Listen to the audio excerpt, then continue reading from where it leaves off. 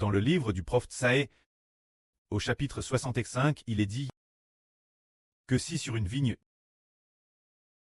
il y a des grappes de raisin, alors cet arbre doit être préservé et reçoit la bénédiction du maître. Lisons cela. Ainsi parle l'Éternel. Comme on trouve du jus dans une grappe de raisin et qu'on dit, ne la détruis pas, en vain, car il y a une bénédiction en elle. Ce qui signifie que, si sur la vigne, il y a des grappes, cet arbre ne sera pas détruit, parce que la bénédiction est en lui. De Madame, épouse de mes serviteurs. Je ne les détruirai pas tous. Je ferai sortir de Jacob une descendance et de Juda des héritiers de mes montagnes. Mes élus posséderont le pays, et mes serviteurs y habiteront. C'est-à-dire que Dieu prophétise. Dieu dit que les serviteurs de Dieu recevront l'héritage de Dieu. Qu'est-ce que c'est? Ce sont les serviteurs de Dieu. Comme il est dit ici, la vigne qui porte du raisin, l'arbre qui porte du fruit. Ce sont les serviteurs de Dieu.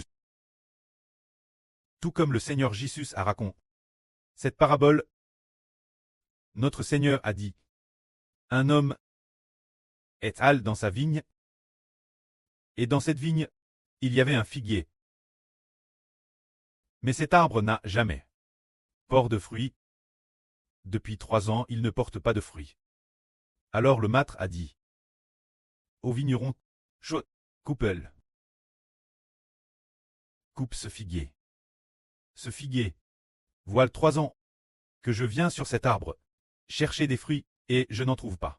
Cela signifie que, si un arbre ne porte pas de fruits, il sera coupé. De la même manière, sommes des membres du Seigneur Jésus-Christ. Et que nous sommes d'un madame arbre, les différentes branches et rameaux. Si les branches de cet arbre portent du fruit, alors cette branche sera conserve. Ceux qui ne portent pas de fruits seront coupés. Le Seigneur a aussi dit, je suis le vrai cep. Vous t'es les sarments. Tout sarment qui porte du fruit, mon prêt le monde. Afin qu'il porte encore plus de fruits. Mais tout sarment qui ne porte pas de fruits, mon prêt le retranche. C'est dire que la nation qui ne porte pas de fruits sera retranche. Alors, qui sont ceux qui ne portent pas de fruits? Ceux qui n'acceptent pas le Seigneur Jésus-Christ ne porte pas de fruits. Qu'est-ce que porter du fruit? Par exemple, ce que le Seigneur Jésus-Christ appelle porter du fruit, c'est de pouvoir offrir Dieu les personnes naissent de l'esprit. C'est cela porter du fruit. Il faut faire des efforts pour porter du fruit, glorifie Dieu. Alors quel genre de personne peut donc porter du fruit? Ceux qui ont été rachetés par le Seigneur Jésus-Christ. Ainsi ils portent continuellement du fruit.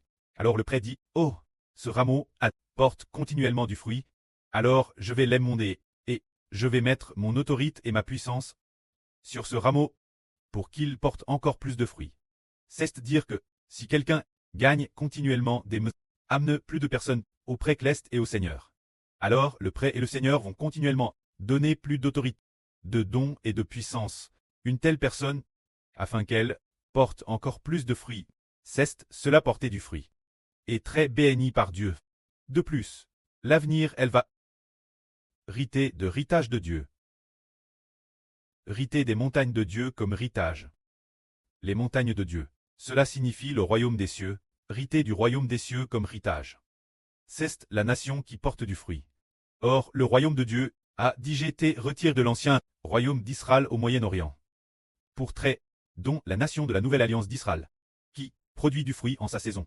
Nous les enfants de cette nation d'Israël de la nouvelle alliance, nous portons du fruit en sa saison. Alors, ce moment-là, la nation qui porte du fruit, le précleste dit ceci. La nation qui porte du fruit aura certainement de quoi manger, aura certainement de quoi boire. Mais, ceux qui ne portent pas de fruits, qui ne peuvent pas offrir des personnes Dieu, et qui, l'origine, n'appartenaient pas au peuple de Dieu, n'auront ni manger ni boire. Lisons cela. Avoir mangé. Manger quoi? Boire quoi? Eusbert va le lire pour les frères et sœurs. Ainsi parle le Seigneur souverain l'Éternel. Voici, mes serviteurs mangeront. Mais vous vous aurez faim. Voici. Mes serviteurs boiront, mais vous aurez soif. Voici. Mes serviteurs se réjouiront, mais vous serez confus. Voici.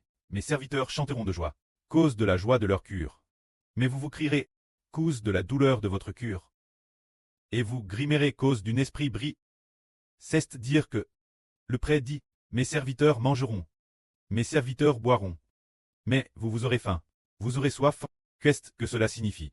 C'est que les serviteurs de Dieu, ceux qui croient au Seigneur Jésus-Christ, reçoivent l'esprit du prêtre et du Seigneur comme nourriture, comme eau de vie et comme pain, pour que l'esprit du prêtre et du Seigneur nous nourrisse continuellement, afin que notre nouvelle vie puisse grandir et vivre éternellement. L'esprit du prêtre et l'esprit du Seigneur nous nourrissent continuellement, afin que notre vie intérieure subsiste éternellement. Mais les serviteurs de Satan, quant aux descendants de Satan, ils ne recevront pourtant pas l'Esprit de Dieu et l'Esprit du Seigneur, et ils auront faim. Frère Eschbert a raconté un beau témoignage. Ce témoignage est merveilleux. C'est se dire que un certain jour de ce mois, pendant sa pause de midi, frère Eschbert a rêvé dans son sommeil que frère Eschbert est sur Jaourouan. T'es dans un bâtiment, en train d'y faire le ministre de l'Évangile, peut-être qu'il t'est en train de faire le saint ministre de Dieu ou quelque chose de semblable. C'est alors que, soudain, un appel est arrivé. Lorsqu'un appel est arrivé, de manière inattendue, mis en relation avec le frère Eschbert, tablette de frère Eschbert. Dès que la tablette s'est connecte, il a constaté que c'était un appel vidéo. En regardant, qu'est-ce qui se passait? Il a alors vu que l'autre personne montrait d'abord cette partie de son haut du corps. Se dire la poitrine. La poitrine et cette partie du corps. Ses vêtements étaient d'un blanc pur. Ses vêtements étaient très blancs. Ensuite, il a remarqué qu'elle avait des cheveux, de longs cheveux. Tiens, il a rallié que c'était une femme. Frère Eschbert a pensé que c'était peut-être un médecin, car les vêtements étaient extrêmement blancs. Ensuite, il a remarqué que son pôle droite et son pôle gauche avaient toutes deux cet insigne de police. Eschbert a dit, c'est la police.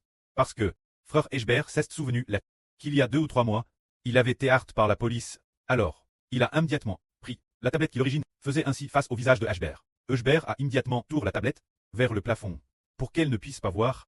Ainsi, c'était la police. Mais ce qui est étrange, c'est qu'il n'avait jamais vu de policier porter des vêtements si blancs. Et en plus, avoir des insignes de police sur l'épaule gauche et droite. Alors comme frère Eschbert était aussi un peu inquiet, et avait un peu peur. Ensuite, il a raconté qu'il a découvert que cette femme, une dame, cette dame avait environ 50 ans. Une dame terrestre digne, environ 50 ans, donnant l'impression, par son apparence, d'être une dame terrestre honte. Elle a alors part pour dire qu'il fallait prendre l'une des femmes parmi vous, et ne pas la laisser avec vous, ce qui signifiait ne pas rester ensemble. Mais, ce moment-là, la voix était un peu grésillante. Et puis, il ne comprenait pas tout fait. Mais, dans son esprit, il savait ce que cela signifiait. Alors Eschbert y réfléchissait. Plus tard, il s'est réveillé du RVE. Et s'est dit tiens, le policier dans le RVE était une femme. C'était une policière. Qu'est-ce que ce policier? L'esprit du preux. Pour faire comprendre au frère Eschbert, et cette policière, c'est un ange, elle n'est pas une vraie policière de ce monde. Alors, pourquoi porte-t-elle des vêtements tout blancs, extrêmement blancs, sans aucune imperfection? Cela signifie que, qu'elle est par Dieu. Appelle sainte. Une nation sainte. C'est dire sainte. Son autorité et sa puissance sont toutes saintes.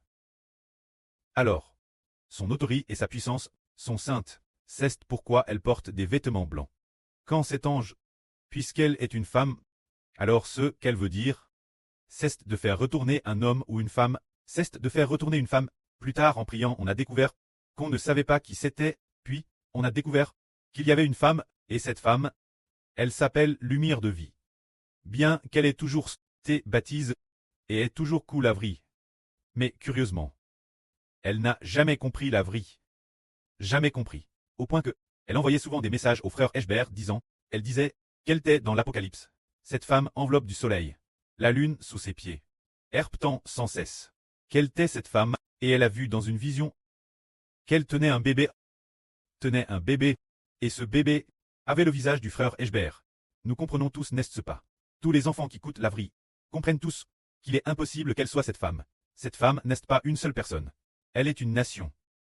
Celle du royaume des cieux. Alors, Eshbert a aussi trouvé cela étrange. Elle continuait d'envoyer toutes sortes de bêtes, toutes sortes de choses. Elle disait souvent très attaque par la bête, toutes sortes de manières. Mais en réalité, nous savons que la bête dans l'Apocalypse représente des pays des gouvernements, comme le Royaume-Uni, les États-Unis ou la Russie. Les gouvernements du monde, c'est cela la bête, mais elle n'a jamais compris. Alors, la police a ainsi le font de cette façon. Puis il y a peu de temps, peut-être 2 semaines, ou environ 10 jours 2 semaines, soudainement la sœur Jaohan a, dans une vision, ou dans ses pensées, vu apparaître un clair de la lumière de vie. Ce moment-elle, elle ne savait pas ce que cela signifiait. Plus tard, nous avons découvert qu'il s'agissait de cette sœur. Alors, pourquoi ne peut-elle pas avec nous coûter la vérité? C'est parce que l'esprit en elle, hâté par le précleste et le Seigneur, prédestin, elle ne pouvait pas être sauve.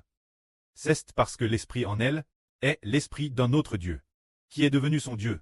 Parce que, pendant la période de baptême, nous disons, le Dieu en elle n'est pas le Seigneur, ni celui du précleste, c'est celui d'un autre Dieu. Mais elle ne pouvait pas comprendre, ne pouvait pas obéir. Alors, malgré les exhortations, elle n'a pas coup. Ayant entendu la vraie, elle n'a plus coup du tout. La police Cleste a digé décide de cela. Ainsi, elle n'avait pas aucun moyen de venir coûter la vraie ensemble. Alors, cela accomplit précisément ce qui est dit ici. Mes serviteurs mangeront, mais vous aurez faim. Mes serviteurs boiront, mais vous aurez soif. Ceci dire qu'elle n'accepte pas le Dieu d'Israël, n'accepte pas le Dieu d'Israël, n'accepte pas le Seigneur d'Israël. C'est pourquoi ils ne peuvent pas avoir de quoi manger, ni de quoi boire. C'est lit cette affaire. Alors nous comprenons seulement qu'en Ralit, le peuple de Dieu, obtient miséricorde, obtient grâce, le peuple de l'Éternel le précleste. Peu, le peuple de l'Éternel Dieu le précleste. A de quoi manger, a de quoi boire, et nourrit chaque jour de la vraie, et à la guerre du pré et du Seigneur. Que la gloire soit au pré et au Seigneur. Amen.